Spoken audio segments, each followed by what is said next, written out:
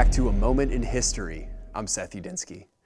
In this moment in history, let's explore a man who is remembered as one of the most notorious traitors of all time. After Judas Iscariot and the Roman Brutus, this man is considered the most traitorous in Western history.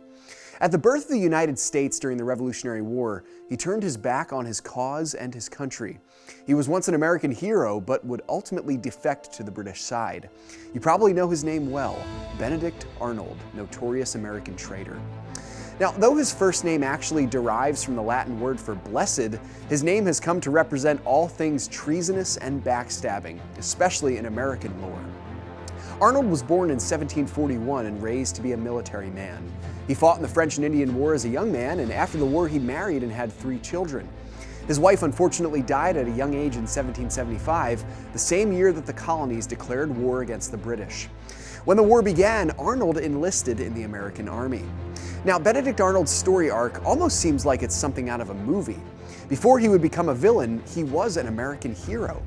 He suffered a leg wound in a battle in Canada in 1775, but returned to lead the Americans to a crucial success at the Battle of Lake Champlain. Arnold played a vital role in the Battle of Bemis Heights in 1777, bypassing orders from his superiors to gain an upper hand on the British. The plan worked, and this victory contributed greatly to the French joining the American cause later the next year. But here's where the story of Benedict Arnold begins to change. After re-injuring his leg, he was appointed military governor over the crucial American city of Philadelphia. Sources say he lived like a king but could not pay for it. This debt, coupled with the fact that Arnold held a fierce grudge against the American military for refusing to give him the promotion he felt he deserved, led him to commit treason.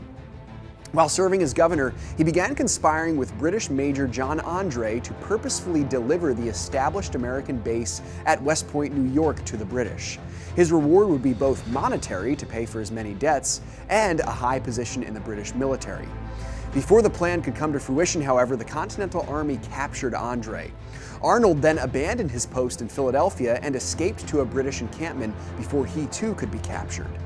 As it turns out, Arnold's treason backfired.